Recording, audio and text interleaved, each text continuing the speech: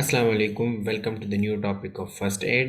जिस तरह से आप लोग जानते हैं कि हमने फ़र्स्ट एड में स्टार्ट किया था about the bandages, about the dressing, और उसको हमने डिटेल में स्टडी किया कि किस तरह से बैंडेजेस हमारे पास होते हैं, हम उसको किस लिए यूज़ करते हैं, उनकी पर्पसेस क्या है।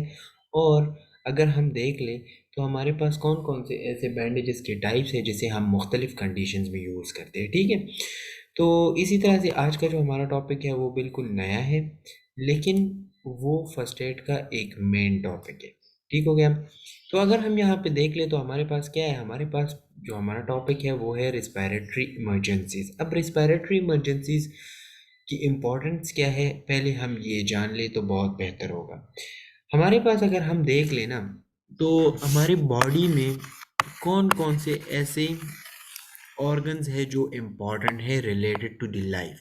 तो अगर हम देख ले तो हमारे पास जो लंग्स है ना, वो ज़्यादा इम्पॉर्टेंट है for the survival of a human being. अगर एक ह्यूमन बीइंग ज़िंदा रहना चाहता है तो उसका जो लंग्स है या उसकी जो रिस्पायरेटरी सिस्टम है उसका ठीक होना बहुत ज़रूरी है।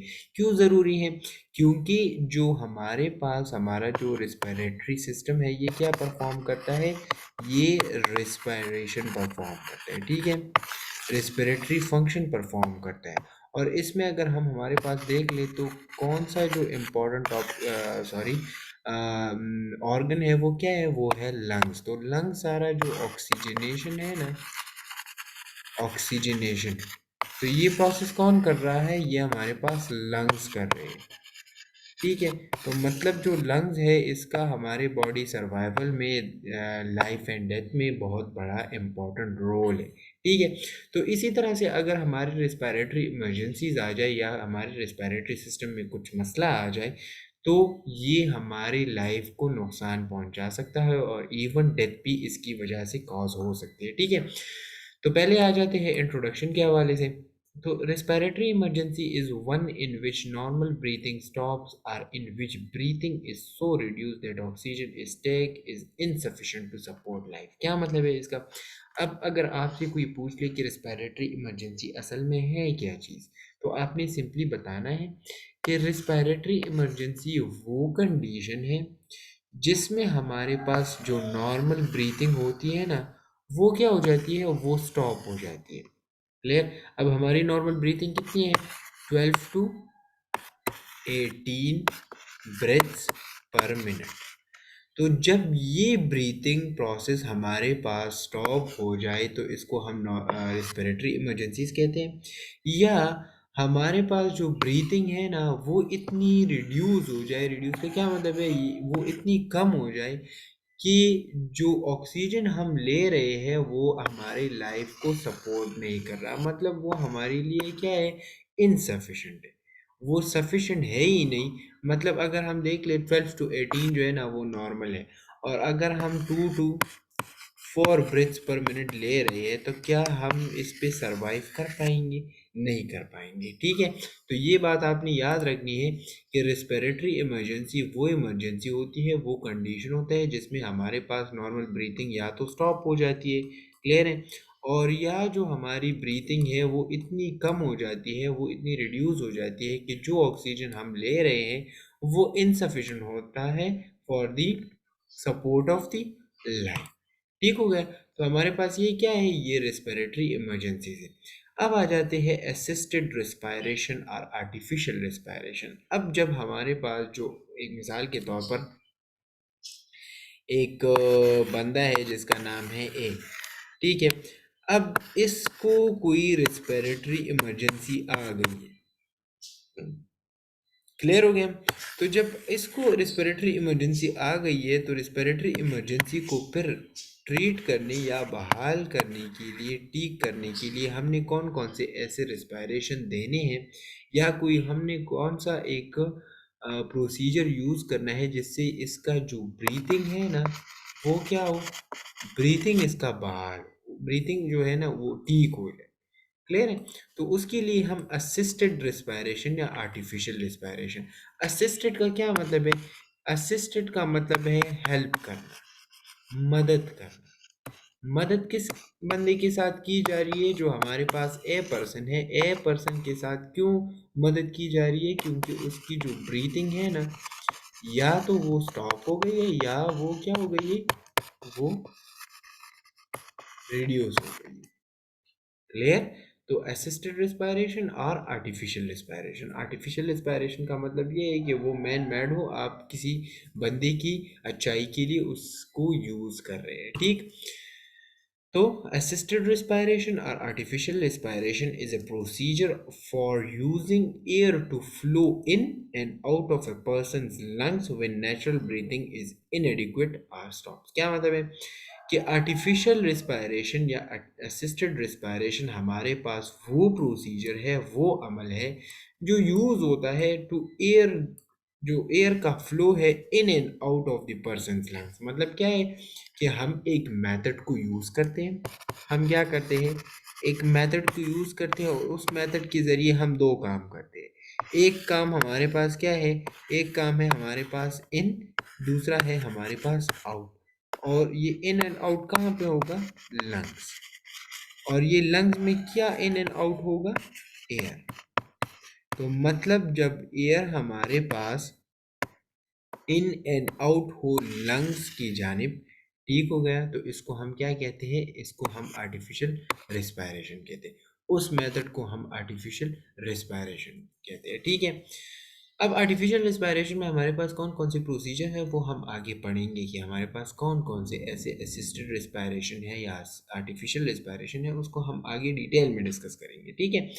अब हम आर्टिफिशियल रिस्पायरेशन, ये भी एमसीक्यूज में आ सकता है, आपसे वाइवा में पूछा जा सकता है कि जो असिस्टेड रिस्पायरेशन, ठीक है, आपने बता दिया कि असिस्टेड रिस्पायरेशन एक ऐसा अमल है जिसके ज़रिए हम इन एंड आउट करते हैं in the persons of in the persons lung, और एयर को हम इन एंड आउट करते हैं, ठीक है। तो इसकी वजह क्या है? तो वजह मैंने पहले भी बता दिया और यहाँ पे लिखा भी है कि जब हमारे पास जो नेचुरल ब्रीथिंग है ना, वो स्टॉप हो जाए या हमारे पास इनएडिक्वेट हो। इनएडिक्वेट का मतलब वही है इनसफिशिएंट, मकदार में बराबर ना हो, तो उसके लिए फिर हम क्या करेंगे? असिस्टेड रिस्पिरेशन या आर्टिफिशियल रिस्पिरेशन यूज करते हैं। अच्छा, अब आ जाते हैं common causes of respiratory failure. हमारे पास कौन कौन से ऐसे कॉजेज है जिसकी वजह से रिस्पिरेटरी फेलियर कॉज हो सकते हैं? अब एक था रिस्पिरेटरी इमरजेंसी, दूसरा है हमारे पास रिस्पिरेटरी फेलियर। रिस्पिरेटरी इमरजेंसी उस कंडीशन को कहते हैं जिसमें हमारे पास सांस जो है ना वो रुक जाए, ठीक है। अभी सांस रुका है या इनसफिशिएंट एयर है, ठीक है, लेकिन जो हमारा लंग्स है ना, वो क्या हुआ है, वो बिल्कुल ठीक है, मतलब वो कंप्रोमाइज कर रहा है लेकिन अभी फेल नहीं हुआ। जिस तरह हम कहते हैं ना कि किडनी फेल हो गई है, हार्ट फेल हो गई है, तो इस तरह से रेस्पिरेटरी फेलियर भी हो सकता है अगर ज़्यादा देर तक ऑक्सीजन ना मिले। क्लियर? तो common causes of respiratory failure कौन कौन से हो सकते हैं? तो पहला जो हमारे पास क्या है, obstruction of the airway by tongue is dropping back. क्या मतलब है इसका? कभी कभार इस तरह हो जाता है कि जब बंदा अनकॉन्शियस हो जाता है, बेहोश हो जाता है, तो इसका जो टंग है ना, ये फॉल बैक करता है। फॉल बैक मतलब ये पीछे की तरफ चला जाता है, ठीक है। तो जब ये पीछे की तरफ चला जाएगा, तो मिसाल के तौर पर ये हमारे पास ये ट्रेकिया है। क्लियर? ये ट्रेकिया हमारे पास क्या है, ये स्टार्टअप है उसका। तो अगर यहाँ इसकी ऊपर इस तरह से क्या आएगा, ये जो है ना, ये टंग जो है ना फॉल बैक करेगा, तो इसका क्या मतलब होगा, ये यहाँ पे ब्लॉक लगाएगा। क्लियर? तो जब यहाँ पे ट्रेकिया के ऊपर ब्लॉक लग जाएगा, तो उसकी वजह से ऑब्स्ट्रक्शन आएगी। ऑब्स्ट्रक्शन किसे कहते हैं? रुकावट को कहते हैं, ठीक है। तो जब रुकावट आ जाएगी, कोई ऑब्स्ट्रक्शन आ जाएगी, तो उसकी वजह से एयर जो है ना वो अंदर नहीं जाएगा। तो जब एयर अंदर नहीं जाएगा तो लंग्स को क्या होगा? लंग्स को ऑक्सीजन नहीं मिलेगा। तो लंग्स को जब ऑक्सीजन नहीं मिलेगा तो उसकी वजह से रेस्पिरेटरी सिस्टम क्या हो सकता है? फेल हो सकता है। क्लियर? तो ये बात आपने याद रखनी है कि टंग के फॉल बैक की वजह से क्या हो सकता है? ऑब्स्ट्रक्शन हो सकता है। अच्छा, inhalation of a small amount of food, smoke or irritation, foreign objects, carbon monoxide etcetera. अब ये क्या है, इसके एक्सेट्रा में बहुत सारे एग्जाम्पल्स हैं, लेकिन सिंपली यहाँ पे ये बताया गया है। आपने देखा होगा जब हम पानी पीते हैं और वो पानी गलत जगह पे चला जाए और हम जो है ना फिर वो क्या स्टार्ट कर लेते हैं, कफिंग स्टार्ट कर लेते हैं। तो रिमेंबर वन थिंग, ये जो ड्रॉप होता है ना, जो हमारे क्या कर सकता है, ये जो अम, जिसे हम क्या कहते हैं, जब हम पानी पी रहे होते हैं और उस पानी जो है ना वो एसोफेगस की बजाय वो कहाँ चला जाए, ट्रेकिया की तरफ चला जाए। तो मतलब ये जो ड्रॉप होता है ना, ये जो स्मॉल ड्रॉप होता है जिसकी वजह से क्या होता है, कफ। क्लियर है? तो ये स्मॉल ड्रॉप असल में माइक्रोस्कोपिक ड्रॉप होता है। क्लियर है? तो माइक्रोस्कोपिक ड्रॉप की वजह से हम इतनी कफिंग करते हैं। तो आप सोच ले कि अगर फूड हो गया या कोई स्मोक हो गई या कोई इरिटेशन हो गई या कोई फॉरेन ऑब्जेक्ट जो आपके गले में पनस गया है, या कोई कार्बन मोनोऑक्साइड। कार्बन मोनोऑक्साइड का क्या मतलब है, कार्बन मोनोऑक्साइड असल में जब बर्न जो है ना, बर्न की वजह से या कोई जो है ना आग लग गई है और आप वहाँ पे पनस गए हैं, तो आपने वो गैस जो है ना वो इंटर कर दिया है अपनी मुंह की तरफ। तो जब आप उसको इनहेल करेंगे तो उसकी वजह से आपका जो रेस्पिरेटरी सिस्टम है ना वो फेल हो सकता है। अब यहाँ पे अगर हम फूड की बात करें, फॉरेन ऑब्जेक्ट्स की बात करें, तो ये हमारे पास क्या है, ये क्या करेगी, ये ब्लॉक करेगी ट्रेकिया को। क्लियर हो गया? तो उसकी वजह से भी रिस्पिरेटरी सिस्टम फेल हो सकते हैं। अच्छा, compression of the nick. Compression of the nick का क्या मतलब है कि आपकी जो निक है इस पे प्रेशर आ जाए, या किसी वजह से, या मतलब किसी एक्सीडेंट की वजह से, या मतलब किसी भी वजह से अगर आपकी गर्दन पे दबाव आ जाए तो उसकी वजह से भी रिस्पिरेटरी फेलियर हो सकता है। अगर मिसाल के तौर पर आपने देखा होगा ना, ये ज़्यादातर मूवीज़ वगैरह में क्या करते हैं, वो जो है ना अगर एक बंदे को मार रहे होते तो वो उसके गले पर जो है ना प्रेशर डाल रहे होते, दोनों हाथों से उसको पकड़ के उसको जो है ना कंप्रेस कर रहे होते। तो उसकी वजह से बंदा क्यों मर जाता है, इसलिए वो मर जाता है क्योंकि वहाँ पे क्या हो जाती है, निक जो है ना वो ब्लॉक हो जाती है। क्लियर है? तो जब वो ब्लॉक हो जाती है तो ऑक्सीजन नहीं मिल रहा होता रेस्पिरेटरी सिस्टम को, लंग्स को। तो जब लंग्स को ऑक्सीजन नहीं मिलेगा तो उसकी वजह से क्या होगा, रेस्पिरेटरी फेलियर आ जाती है और वो बंदा मर जाता है। अच्छा, रिस्पिरेटरी डिजीजेस का क्या मतलब है कि ऐसी डिजीजेस जो रिस्पिरेटरी सिस्टम में कॉज हो सकते हैं, लाइक नमोनिया, लाइक ट्यूबरकुलोसिस। इसके अलावा अगर हम देख लें तो COPD, chronic obstructive pulmonary disease. इसके अलावा आज़मा। तो ये हमारे पास क्या है, ये सारे रिस्पिरेटरी डिजीजेस है जिसकी वजह से रिस्पिरेटरी फेलियर हो सकती है। अच्छा, आजकल जो हमारे पास कॉमन है वो क्या है, कोरोना। ठीक है, तो उसकी वजह से भी रिस्पिरेटरी फेलियर हो सकती है। तो ये सारे हमारे पास रिस्पिरेटरी डिजीजेस है जिसकी वजह से रिस्पिरेटरी फेलियर आ सकती है। अच्छा, ड्राउनिंग का क्या मतलब है, जब एक बंदा जो है ना वो डूब रहा होता है, मतलब अगर वो पानी में डूब रहा है और उसको जो है ना तैरना नहीं आता, तो उसकी वजह से क्या हो सकता है, वो क्या करेगा, वो वाटर को इनहेल करेगा। क्लियर है? तो जब वाटर को इनहेल करेगा तो इतना वाटर उसकी मुंह में आएगा कि वो स्टमक के बजाय क्या होगा, वो स्टमक के बजाय लंग्स की तरफ चला जाएगा। क्लियर है? तो जब आपके लंग्स वाटर से भर जाए ना, तो लंग्स की जो पंपिंग फंक्शन है वो ख़राब हो जाएगी और उसकी वजह से रिस्पिरेटरी फेलियर आएगा। अच्छा, स्ट्रेंगुलेशन का क्या मतलब है, स्ट्रेंगुलेशन का मतलब ये है कि जब आपने देखा होगा ये लोग जो खुदकुशी वगैरह करते हैं ना, तो एक बंदे को इस तरह से अपने निक के इर्द गिर्द, मिसाल के तौर पर ये आपका निक है तो इसके इर्द गिर्द इस तरह से जो है ना क्या करते हैं, एक बंदा जो है ना वो डाल देते हैं पंखे के साथ उसको, मतलब टाइटली बांध कर उसको अपने गले में डाल लेते हैं और फिर जो है ना खुदकुशी कर लेते हैं। तो इसको हम स्ट्रेंगुलेशन कहते हैं। मतलब आपके नेक में अगर कोई चीज़ जो है ना वो आपकी नेक पे प्रेशर डाले और उसकी वजह से वो स्ट्रेंगुलेट हो, तो उसकी वजह से भी रिस्पिरेटरी फेलियर हो सकती है। ठीक है? अच्छा, कंबस्टेबल गैसेस। कंबस्टेबल गैसेस का क्या मतलब है, जिस तरह से हमने देखा ना कि जो बर्न्स वगैरह के सिचुएशंस वगैरह होते हैं ना, तो उसमें क्या होता है, उसमें इस तरह होता है कि जो कंबशन वाले गैसेस होते हैं उसको हम इनहेल कर देते हैं। जिस तरह से यहाँ पे एक एग्जांपल था कार्बन मोनोऑक्साइड का, तो वो जब हम इनहेल करते हैं तो हमारे लिए, हमारी बॉडी के लिए कौन सा गैस इंपॉर्टेंट है, ऑक्सीजन। लेकिन अगर हम इसके अलावा और गैसेस को जो है ना इनहेल करेंगे, तो हमारा जो लंग्स है ना वो उसको एक्सेप्ट नहीं करेगा। क्लियर है? तो जब वो उसको एक्सेप्ट नहीं करेगा और उसके साथ जो है ना अडॉप्टेशन नहीं करेगा, तो उसकी वजह से क्या होगा, रिस्पिरेटरी फेलियर आ सकता है। ठीक हो गया। अच्छा, अब आ जाते हैं किस चीज़ की तरफ, साइन एंड सिम्टम्स की तरफ, कि कौन कौन से ऐसे निशानात हैं जिसकी वजह से आपको पता चल सकता है कि हाँ ये रिस्पिरेटरी फेलियर है। मतलब आपको किस तरह से पता चलेगा कि ये बंदा अभी रिस्पिरेटरी फेलियर में जा रहा है।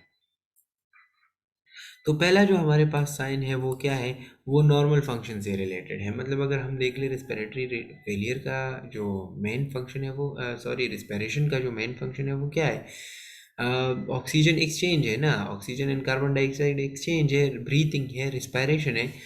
तो जब भी रिस्पिरेटरी फेलियर आती है तो उसकी वजह से क्या होगा, मतलब साइन हमारे पास क्या शो होगा कि unable to breathe. Unable to breathe का मतलब ये है कि ये बंदा सांस नहीं ले पाएगा। क्लियर? दूसरा है हमारे पास लॉस ऑफ कॉन्शियसनेस। जब आप सांस नहीं ले पा रहे तो ऑक्सीजन नहीं मिल रहा। क्लियर है? तो जब ऑक्सीजन नहीं मिल रहा तो ब्रेन को भी ऑक्सीजन तो नहीं मिल रहा ना, तो उसकी वजह से आप अपना होश खो बैठेंगे और आप क्या हो जाएंगे, बेहोश हो जाएंगे। क्लियर है? तो ये भी एक साइन एंड सिम्टम्स है रिस्पिरेटरी फेलियर की। अच्छा, थर्ड हमारे पास क्या है, general failure, general pallor. General pallor का क्या मतलब है कि आपका जो रंग है वो जर्द पड़ जाएगा। क्यों? क्योंकि आपके बॉडी में, आपके ब्लड में क्या है, ऑक्सीजन की कमी है। तो उसकी वजह से क्या होगा, आपका जो बॉडी कलर है वो पैलर हो जाएगा। अच्छा, इसके अलावा अगर हम देख ले तो कौन कौन से है, एक है हमारे पास डिफ़िकल्टी इन ब्रीथिंग। मतलब सिंपल सी बात है, हमने एक कहा कि अनेबल टू ब्रीथ, एक बंदा सांस नहीं ले पा रहा होगा। डिफ़िकल्टी इन ब्रीथिंग का क्या मतलब है कि अगर एक बंदा सांस ले भी रहा है लेकिन उसको मुश्किलात सामने आएंगे, वो इतनी आसानी से सांस नहीं ले पा रहा होगा। अगर उसको रिस्पिरेटरी फेलियर नहीं हो रहा होता तो वो सांस ले पा रहा होता ना, लेकिन यहाँ पे उसको इसलिए मुश्किलात आ रही है क्योंकि उसकी रिस्पिरेटरी सिस्टम में कुछ मसला है, तो उसकी वजह से डिफ़िकल्टी इन ब्रीथिंग आई। क्लियर? तो ये बात आपने याद रखनी है। अच्छा, may be no visible breathing, क्या मतलब है कि आप कभी कभार इस तरह होता है कि अगर हम देख लें तो अगर नॉर्मल बंदा इनहेल एंड एक्सहेल कर रहे हैं ना, तो आपको उसकी चेस्ट की अप एंड डाउन नज़र आएगी। क्लियर? लेकिन जो हमारे पास रिस्पिरेटरी फेलियर के पेशेंट्स होते हैं या रिस्पिरेटरी फेलियर के विक्टिम्स होते हैं, तो उसको क्या होता है, उसको नो विजिबल ब्रीथिंग, मतलब वो ब्रीथिंग कर रहे होते हैं वो, लेकिन वो आपको क्या होगा, नज़र नहीं आएगा। उसकी जो चेस्ट अप एंड डाउन है वो नज़र नहीं आएगी। क्यों? इसका मतलब ये नहीं है कि वो मतलब सांस ले रहे हैं लेकिन हमें नज़र नहीं आ रहा, नहीं, मतलब वो इनसफिशेंट ले रहे हैं। क्लियर है ना, इनसफिशिएंट ब्रीथिंग कर रहे हैं। तो ये कुछ साइन एंड सिम्टम्स हो गए रिस्पिरेटरी फेलियर की। इंशाल्लाह नेक्स्ट लेक्चर में first aid management of respiratory problems की बात करेंगे कि किस तरह से हम जो है ना ये रिस्पिरेटरी जो प्रॉब्लम्स, ये रिस्पिरेटरी जो फेलियर के जो प्रॉब्लम्स आ रहे हैं, जो कॉजेस आ रहे हैं, हम इसको किस तरह से मैनेज करेंगे with regard first aid. First aid की वजह, फर्स्ट एड की तरह, मतलब फर्स्ट एड में हम क्या करेंगे, हॉस्पिटल ट्रीटमेंट की हम बात नहीं करेंगे कि हॉस्पिटल में किस तरह से रिस्पिरेटरी फेलियर को जो है ना मैनेज करना है। नहीं, हमने फर्स्ट एड में किस तरह करना है, हमने ऑन द स्पॉट कौन कौन से एक्शन लेने। ठीक है? तो इंशाल्लाह नेक्स्ट लेक्चर में मिलेंगे, तब तक के लिए इजाज़त दें। अस्सलाम वालेकुम।